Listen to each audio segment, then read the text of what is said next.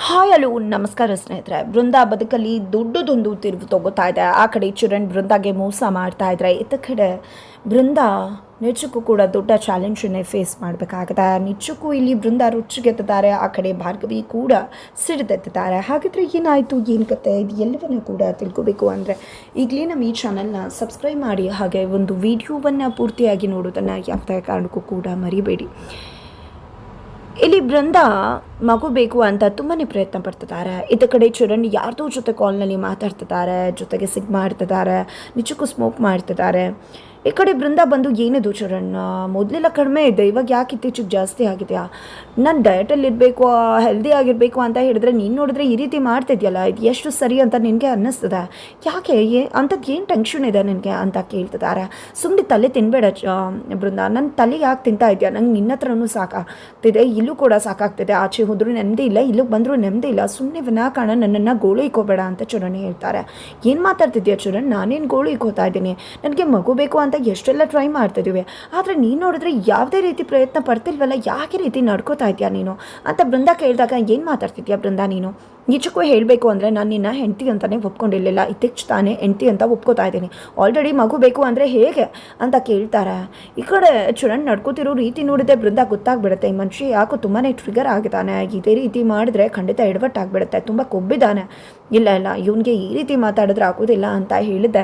ಅಂದ್ಕೊಂಡಿದ್ದೆ, ನೋಡು ಚರಣ್ ಅರ್ಥ ಮಾಡ್ಕೊ, ನಿನಗೇನಾದರೂ ಸ್ಟ್ರೆಸ್ ಇರ್ಬೋದು ಅಂತ ಕೇಳಿದೆ ಅಷ್ಟೇ, ಏನಾದರೂ ಟೆನ್ಷನ್ ಇದೆಯಾ, ಏನಾದರೂ ಕೆಲಸದಲ್ಲಿ ಒತ್ತಡ ಆಗಿದೆಯಾ, ಏನಾದರೂ ಎಡವಟ್ಟಾಗಿದೆಯಾ ಹೇಳು, ಖಂಡಿತವಾಗ್ಲೂ ನಾನು ನಿನ್ನ ಜೊತೆ ನಿಂತು ಅದನ್ನು ಬಗೆಹರಿಸೋಣ, ಯಾಕೆ ರೀತಿ ನಡ್ಕೋತಾ ಇದೆಯಾ ಅಂಥದ್ದು ಏನಾಯಿತು ಅಂತದಾಗೆ ಸುಮ್ಮನೆ ಬೃಂದಾ ನಿನ್ನ ಪಾಡಿಗೆ ನೀನು ಇದ್ಬಿಡು, ದಯವಿಟ್ಟು ನನ್ನ ಹತ್ರಕ್ಕೂ ಕೂಡ ಸುಳಿಬೇಡ ಅಂತ ಹೇಳ್ತಾರೆ. ಏನು ಮಾತಾಡ್ತಿದ್ಯಾ ಚರಣ್ ನೀನು, ನಾನು ಮಗು ಆಗಬೇಕು ಅಂತ ಎಷ್ಟೆಲ್ಲ ಅನ್ಕೋತಾ ಇದ್ದೀನಿ, ಅಂಥದ್ರಲ್ಲಿ ನೀನು ಈ ರೀತಿ ಮಾತಾಡ್ತೀಯಾ ಅಂದರೆ ಏನು ಮಾತಾಡ್ತಿದ್ಯಾ ನೀನು ಅಂದಾಗ, ಇಲ್ಲ ಬೃಂದಾ 6 ತಿಂಗಳು ದಯವಿಟ್ಟು ನನಗೆ ಯಾವುದೇ ರೀತಿ ಮಗು ಬೇಡ, ದಯವಿಟ್ಟು ಸುಮ್ಮನೆ ಇದ್ಬಿಡು, ಆಮೇಲೆ ಬೇಕಿದ್ರೆ ನೋಡಿದ್ರೆ ಆಯಿತು ಅಂತ ಹೇಳಿ ಚರಣ್ ಹೇಳ್ತಾರೆ. ಏನು ಮಾತಾಡ್ತಿದ್ಯಾ ನೀನು, ಏನು ನಿನಗೆ ನಾಚಿಕೆ ಮಾನ ಮರ್ಯಾದೆ ಇಲ್ವಾ, ಒಬ್ಬ ಗಂಡಸಾಗಿ ಈ ರೀತಿ ಮಾತಾಡ್ತಿದ್ಯಲ್ಲ ಬೇಜವಾಬ್ದಾರಿ ತಂದಿಂದ, ಏನು ಹೇಳಬೇಕು ನಿನಗೆ, ನನಗೆ ಮಗು ಆಗಬೇಕು, ಅದು ಭಾರ್ಗವಿಗೂ ಮುನ್ನನೇ ನನಗೆ ಮಗು ಆಗಬೇಕು, ನನ್ನ ಮಗುನೇ ಮನೆಯ ಮೊದಲ ಮೊಮ್ಮಗು ಆಗಬೇಕು ಅನ್ನೋದು ನನ್ನ ಆಸೆ, ಅಂಥದ್ರಲ್ಲಿ ನೀನು ಈ ರೀತಿ ಹೇಳ್ತಿದ್ಯಲ್ಲ, ನಿನ್ನ ಜನ್ಮಕ್ಕೆ ಏನು ಹೇಳಬೇಕು ಅಂತ ಹೇಳಿ ನೀನು ಒಬ್ಬ ಗಂಡಸ ಹಾಗೆ ಹೀಗೆ ಅಂತ ಹೇಳಿ ರೊಚ್ಚಗೆದ್ದು ಬೃಂದಾ ಮಾತಾಡ್ಬಿಡ್ತಾಳೆ.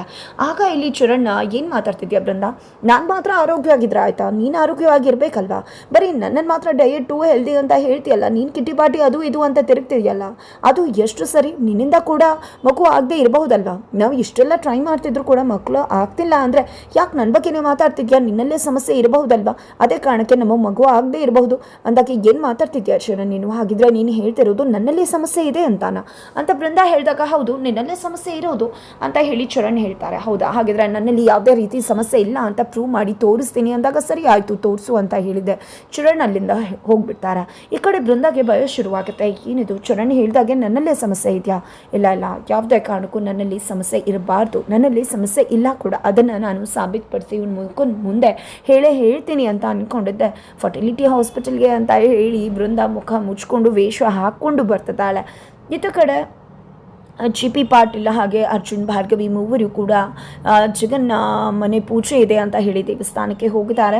ದೇವಸ್ಥಾನಕ್ಕೆ ಹೋಗ್ತಿದ್ದಾಗೆ ಸಾಕ್ಷಿ ತಮ್ಮ ನಿಜವಾದ ಬಂಡವಾಳ ಏನು ಅನ್ನೋದನ್ನು ಅರ್ಜುನ್ ಮತ್ತು ಭಾರ್ಗವಿ ಮುಂದೆ ಬಯಲು ಮಾಡಿದ್ದಾರೆ. ಆದರೆ ಅತ್ತ ಕಡೆ GP ಪಾಟೀಲ್ ತನ್ನ ತಮ್ಮನ ನೋಡಬೇಕು ಅಂತ ಹೇಳಿ ದೇವರ ಬಳಿಗೆ, ದೇವಸ್ಥಾನದ ಹತ್ತಿರಕ್ಕೆ ಗರ್ಭಗುಡಿಯ ಬಳಿಗೆ ಹೋಗ್ತಾರೆ. ಇಲ್ಲಿ ಪೂಜೆ ನಡೀತಾ ಇರುತ್ತೆ. ಈ ಕಡೆ GP ನನಗೆ ಗೊತ್ತಿತ್ತು ಜಗನ್ನ ನಿನಗೆ ಅಣ್ಣ ನೆನಪಾಗೆ ಆಗ್ತಾನೆ ಅಂತ, ಆಗದನ್ನೆಲ್ಲ ಮರೆತು ಎಲ್ಲ ಕೂಡ ಜೊತೆಲಿ ಇರಬೇಕು ಅಂತ ಅಂದ್ಕೊಂಡು ಈ ಒಂದು ಪೂಜೆಯನ್ನು ಮಾಡ್ತಿದ್ಯಾ ಅಲ್ವಾ ಅಂದಾಗ, ಯಾರು ಹೇಳಿದ್ದು ನಿನಗೆ, ತಲೆ ಕೆಟ್ಟಿದ್ಯಾ, ನಿನ್ನನ್ನು ಇಲ್ಲೇ ಕರೆದಿದ್ದು ಯಾತಕ್ಕೆ ಗೊತ್ತಾ, ನನ್ನ ಸ್ಥಾನ ನಿನ್ನ ಸ್ಥಾನ ಏನು ಅನ್ನೋದನ್ನು ತೋರಿಸೋದಕ್ಕೆ ಹೊರತು ಇನ್ಯಾವುದೇ ಕಾರಣಕ್ಕೂ ಅಲ್ಲ. ನಿನ್ನಂಥವನ್ನ ಅಣ್ಣ ಅಂತ ಅಂದ್ಕೊಳ್ಳೋಕ್ಕಾಗತ್ತಾ, ಯಾವುದೇ ಕಾರಣಕ್ಕೂ ನೀನು ನನ್ನ ಅಣ್ಣ ಆಗೋದಕ್ಕೆ ಸಾಧ್ಯ ಇಲ್ಲ, ಎಲ್ಲೂ ಕೂಡ ಹೇಳ್ಕೊಂಡು ಬರಬೇಡ, ನನ್ನ ಮರ್ಯಾದೆ ಹೋಗ್ಬಿಡತ್ತೆ ಅಂತ ಜಗನ್ ಹೇಳ್ತಾರೆ. ಅಲ್ಲೇ ಅವರ ಒಂದು ಬಿಸ್ನೆಸ್ ಪಾರ್ಟ್ನರ್ ಕೂಡ ಇರ್ತಾರೆ, ಅವರು ಕೂಡ GPಯನ್ನು ತುಂಬಾ ಕೀಳಾಗಿ ಕಾಣ್ತಾರೆ.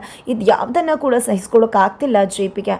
ತದನಂತರ ಆ ವ್ಯಕ್ತಿ ಬಂದು JP ವಿಷಯದಲ್ಲಿ ಇಂಟರ್ಫಿಯರ್ ಆದಾಗ, ನೋಡಿ ಇದು ನಮ್ಮ ಮನೆ ವಿಷಯ, ನೀವು ಯಾವುದೇ ಕಾರಣಕ್ಕೂ ಇಂಟರ್ಫಿಯರ್ ಆಗಬಾರ್ದು ಅಂತ ಕೂಡ JP ತಾಕೀತು ಮಾಡ್ತಾರೆ.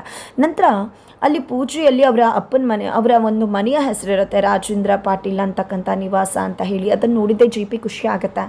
ನೋಡಿದ್ಯಾ ಜಗನ್, ನನಗೆ ಗೊತ್ತು ನೀನು ಇದೇ ರೀತಿ ನಡ್ಕೋತೀಯಾ ಅಂತ, ಅಪ್ಪನ ಮನೆಯ ಹೆಸರನ್ನು ಇಟ್ಕೊಂಡಿದ್ದೆ ಅಲ್ವಾ ಇನ್ನೂ ಕೂಡ ಅಂದಾಗ, ಯಾರು ಹೇಳಿದ್ದು ಇದನ್ನು ಕಿತ್ತು ಬಿಸಾಡಿ ಜಗನ್ನ ವಿಲ್ಲ ಅಂತ ಇಟ್ಕೊಳ್ಳೋದಕ್ಕೆ ಅಂತ ಹೇಳಿ ಈ ಪೂಜೆಯನ್ನು ಮಾಡ್ತಿರೋದು, ನಿನ್ನ ಯಾವುದೇ ನೆನಪು ಕೂಡ ಮನೆಯಲ್ಲಿ ಇರಬಾರ್ದು ಅಂತ ಹೇಳಿದೆ. ಅಪ್ಪನ ಹೆಸರಿನ ಬೋರ್ಡನ್ನೇ ಬಿಸಾಡ್ಬಿಡ್ತಾರೆ. ಅದು ಕಿತ್ತು ಹೋಗ್ಬಿಡುತ್ತೆ. ಇದರಿಂದಾಗಿ ಜೆಪಿಗೆ ತುಂಬ ಬೇಜಾರಾಗತ್ತೆ. ಅಪ್ಪನ ಬೋರ್ಡ್ನೇ ಬಿಸಾಡ್ತೀಯ ನೀನು ಅಂತ ಹೇಳಿ ಇಲ್ಲಿ ಜಗನ್ಗೆ ಹೊಡೆಯೋದಕ್ಕೆ ಅಂತ ಸಿಟ್ಟಿಂದ ಮುಂದಾಗ್ತಾರೆ ಜೆಪಿ. ಆಗ ಅಲ್ಲಿ ಜಗನ್ನ ಪಾರ್ಟ್ನರ್ ಬಂದಿದ್ದ ಇಲ್ಲಿ ಜೆಪಿಯನ್ನು ನೂಕ್ಬಿಡ್ತಾರೆ. ನೂಕ್ತಿದ್ದಾಗೆ ಇನ್ನೇನು ಬೀಳಬೇಕು ಅಷ್ಟರಲ್ಲಿ ಭಾರ್ಗವಿ ಅರ್ಜುನ್ ಬರ್ತಾರೆ. ಭಾರ್ಗವಿ ತನ್ನ ಮಾವನನ್ನು ಇಟ್ಕೋತಾಳೆ. ನಂತರ ತನ್ನ ಮಾವ ಕುಸ್ತು ಹೋಗಿರ್ತಾರೆ. ದಯವಿಟ್ಟು ಮಾವ ನೀವು ಬೇಜಾರು ಮಾಡ್ಕೋಬೇಡಿ ಅಂತ ಹೇಳಿ ಜಗನ್ ವಿರುದ್ಧ ಸಿಡಿದು ಹೇಳ್ತಾಳೆ. ಆ ಕಡೆ ಅರ್ಜುನ್ ಕೂಡ ಜಗನ್ ಕುತ್ತಿಗೆ ಪಟ್ಟಿಯನ್ನು ಇಟ್ಕೋತಾರೆ. ಕುತ್ತಿಗೆ ಪಟ್ಟಿಯನ್ನು ಇಟ್ಕೊಂಡಿದ್ದೆ ಇಲ್ಲಿ ನನ್ನಪ್ಪನ್ನೇ ತಳ್ಳುವಷ್ಟು ತಾಕತ್ ಬಂತ, ನಿನಗೆ ನೋಡ್ತಾ ಇರು ಏನಾಗತ್ತೆ ಅಂತ ಹೇಳ್ತಿದ್ದಾರೆ. ಈ ಕಡೆ ಜಿ ಪಿ ಪಾಟೀಲ್ ಅವರು ನಡೀರಿ ಹೋಗೋಣ ಅಂತ ಹೇಳಿ ಹೊರಟು ಬಿಡ್ತಾರೆ. ಆದರೆ ಇಲ್ಲಿ ಭಾರ್ಗವಿ ಹೋಗೋದಿಲ್ಲ. ಅದಕ್ಕೆ ಬದಲಾಗಿ ನನ್ನ ಮಾವ ಇವತ್ತು ಸುಮ್ಮನೆ ಇರಿ ಅಂತ ಹೇಳಿರೋದ್ರಿಂದ ಅಷ್ಟೇ ಇವತ್ತು ನಿಮಗೆ ಉಳಿಕಾಲ ಇರೋದು. ಇಲ್ಲ ಅಂದರೆ ಇಷ್ಟೊತ್ತಿಗೆ ಆಲ್ರೆಡಿ ನಿಮಗೆ ಸರಿಯಾಗಿ ಪಾಠ ಕಲಿಸಿರ್ತಿದ್ವಿ.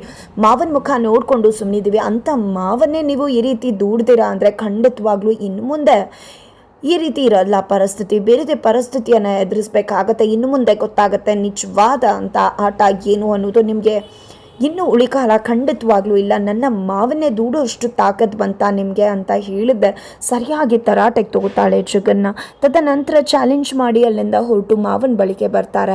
ನೋಡಿದ್ರಪ್ಪ, ಈಗಲೂ ಕೂಡ ನಾವು ಏನು ಮಾಡೋದಿಲ್ಲ, ನೀವು ಏನು ಹೇಳ್ತಿರೋ ಅದಕ್ಕೆ ಬದ್ಧವಾಗಿರ್ತೀರಿ. ಅಷ್ಟೆಲ್ಲ ಮರಿತಾ ಇದ್ರು ಈಗಲೂ ಕೂಡ ಸುಮ್ಮನಿರ್ಬೇಕಲ್ವ, ಈಗಲೂ ನಿಮ್ಗೇನು ಅನ್ನಿಸ್ತಿಲ್ಲ ಅಲ್ವಾ ಅಂತ ಅರ್ಜುನ್ ಭಾರ್ಗವಿ ಕೇಳ್ತಾರೆ. ಇಲ್ಲ, ನನಗೂ ಕೂಡ ತುಂಬಾ ಬೇಜಾರಾಗಿದೆ. ಅವ್ನ ನಡವಳಿಕೆ ಖಂಡಿತ ನಂಗೆ ಇಷ್ಟ ಆಗ್ತಿಲ್ಲ.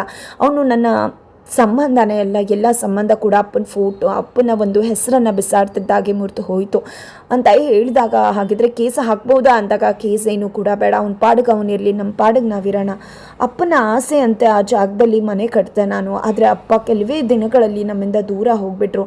ಆದರೆ ಅಂಥ ಒಂದು ಮನೆ, ಅಪ್ಪನ ಮನೆಯನ್ನೇ ಈ ರೀತಿ ನಡೆಸ್ಕೋತಾನೆ ನನ್ನ ತಮ್ಮ ಅಂದರೆ ನಿಜಕ್ಕೂ ನಂಗೆ ತುಂಬ ಬೇಸರ ಆಗ್ತದೆ ಅಂತ ಹೇಳಿ ಜೆ ಪಿ ಹೇಳ್ತಿದ್ದಾರೆ. ಇತ್ತ ಕಡೆ ಜಗನ್ನ ಮುಂದೆ ಬಂದಂಥ ಹೆಂಡತಿ ನೋಡಿದ್ರ, ನಿಮ್ಮ ಕುತ್ತಿಗೆ ಪಟ್ಟಿನೇ ಹಿಡಿದುಬಿಟ್ಟ ಅವನು, ಎಲ್ಲರೂ ಕೂಡ ನಿಮ್ಮನ್ನು ಆಟಿಕೆ ಮಾಡ್ಕೊಂಡಿದ್ದಾರೆ ಅವರು ಅಂತ ಹೇಳಿ ಮಾತನಾಡ್ತಿದ್ದಾರೆ ಅಂತ ಹೇಳಿದಾಗ, ಇಲ್ಲ ಅವರಿಬ್ಬರು ನಿಜವಾಗ್ಲೂ ದೊಡ್ಡ ತಪ್ಪು ಮಾಡಿಬಿಟ್ರು. ನನ್ನ ಕುತ್ತಿಗೆ ಪಟ್ಟಿ ಹಿಡಿದು ನನಗೆ ಚಾಲೆಂಜ್ ಮಾಡಿ ಇನ್ನು ಮುಂದೆ ಅವ್ರ ಕತೆ ಮುಗೀತು, ಯಾವುದೇ ಕಾರಣಕ್ಕೂ ಅವರನ್ನು ಉಳಿಸೋ ಮಾತೇ ಇಲ್ಲ ಅಂತ ಹೇಳಿ ಜಗನ್ ಡಿಸೈಡ್ ಮಾಡ್ಕೋತಾರೆ.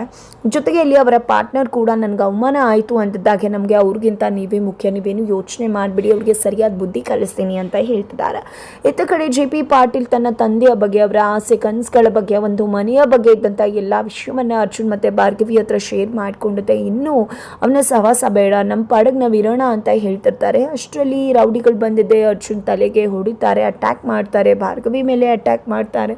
ಈ ಕಡೆ ಜೆ ಪಿ ಶಾಕ್ ಆಗ್ತಿದ್ದಾರೆ. ಇಷ್ಟೊತ್ತು ಏನೇ ಮಾಡಿದ್ರು ಕೂಡ ಸುಮ್ಮನಿದ್ರು. ಬಟ್ ಯಾವಾಗ ಸೊಸೆ ಮತ್ತು ಮಗನ ಮೇಲೆ ಜಗನ್ ಅಟ್ಯಾಕ್ ಮಾಡಿದ್ರು, ಆ ಕ್ಷಣನೇ ಜೆ ಪಿ ತೀರ್ಮಾನ ಮಾಡ್ಕೋತಾರೆ ಆ ಒಂದು ಮನೆಯನ್ನು, ತನ್ನ ಆಸ್ತಿಯನ್ನು ಅವನಿಂದ ಪಡ್ಕೋಬೇಕು ಅಂತ ಹೇಳಿ. ಹಾಗಿದ್ರೆ ಮುಂದೆ ಏನಾಗುತ್ತೆ? ಇತ್ತ ಕಡೆ ಬೃಂದ ಕೂಡ ಹಾಸ್ಪಿಟಲ್ಗೆ ಹೋಗಿದ್ದಾಳೆ ವೀರ್ಷ ಮರೆಸ್ಕೊಂಡು. ಯಾರಿಗೂ ಕೂಡ ತನಗೇನಾದರೂ ಸಮಸ್ಯೆ ಇದೆ ಅನ್ನೋದು ಗೊತ್ತಾಗಬಾರ್ದು ಅಂತ ಹೇಳಿ. ಒಂದು ಪಕ್ಷ ಸಮಸ್ಯೆ ಇದ್ದು ಯಾರಾದರೂ ನೋಡಿದ್ರೆ ಏನಾಗ್ಬೋದು ಅಂತ ಹೇಳಿ ಮುಖಕ್ಕೆ ಸ್ಕಾರ್ಫ್ ಹಾಕ್ಕೊಂಡಿದ್ದೆ, ಮಾಸ್ಕ್ ಹಾಕ್ಕೊಂಡಿದ್ದೆ, ಸ್ಪೆಕ್ಸ್ ಹಾಕ್ಕೊಂಡಿದ್ದೆ, ಹಾಸ್ಪಿಟಲ್ಗೆ ಹೋಗಿದ್ದಾಳೆ ಬೃಂದ. ಹಾಗಿದ್ರೆ ಹಾಸ್ಪಿಟಲ್ನಲ್ಲಿ ನಿಜಕ್ಕೂ ಕೂಡ ಇಲ್ಲಿ ಬೃಂದಾಗೆ ಪ್ರಾಬ್ಲಮ್ ಇದೆ ಅಂತಕ್ಕಂಥ ವಿಷಯನೇ ಹೊರಬೀಳುವ ಚಾನ್ಸಸ್ ಇದೆ.